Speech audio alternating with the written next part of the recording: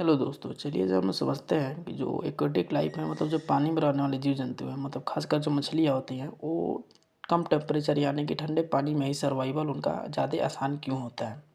तो इसका explanation Henry नाम के एक साइंटिस्ट ने अपने लॉ के थ्रू दिया था और जिसको उन्होंने मैथमेटिकल एक्सप्रेशन में कुछ ऐसे समझा था। उसको समझाने से पहले मैं आपको ये बताता हूँ। जैसे मान लीजिए नीचे की तरफ लिक्विड है और ऊपर गैस है। अब जैसे जैसे ऊपर की तरफ से कोई प्रेशर मतलब कोई वजन अगर रखते हैं तो इसकी सॉल्युबिलिटी इसमें इंक्रीज होती है। मतलब गैस की जो सॉल्युबिलिटी है वो लिक्विड में इंक्रीज होती है। तो प्रेशर पे डिपेंड तो करता है सॉल्युबिलिटी। सॉल्युबिलिटी का मतलब ये समझ सकते हैं कि घुलने की क्षमता कितनी है उसकी।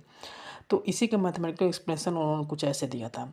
जो पार्शियल प्रेशर होता है, पार्शियल प्रेशर तो गैस प्रेशर जो लिक्विड पे लगा रहा है ऊपर मतलब ऊपर की तरफ नीचे की तरफ वो डायरेक्टली प्रोपोर्शनल होता है मोल फ्रैक्शन ऑफ गैस। अब मोल फ्रैक्शन को आप ऐसे समझते हैं जैसे मान लीजिए दो कंपोनेंट है एक गैसियस फेज में, उसमें एक कंपोनेंट कितना ज़्यादा है उसके कंपेरिजन में दूसरे वाले के उसके उसी के थ्रू इसको कंपेरेटिव स्टडी के थ्रू बताया जाता है।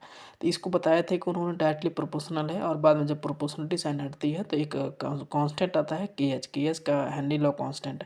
यही हेनरी लॉ कांस्टेंट है जो कि टेम्परेचर पर डिपेंड करता है। और होता क्या है कि जो के एच की वैल्यू जब बढ़ती है तो सॉल्युबिलिटी मतलब जो पानी में घुलने की क्षमता है वो कम होती है। अब N2 और O2 का जैसे जैसे टेम्परेचर बढ़ाएंगे वैसे वैसे इसकी के एच बढ़ेगी और के एच बढ़ने से सॉल्युबिलिटी डिक्रीज होती है।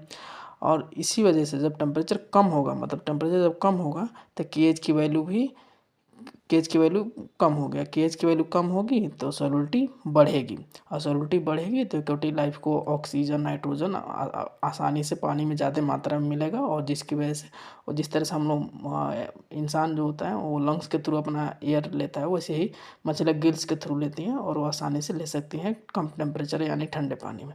Thank you.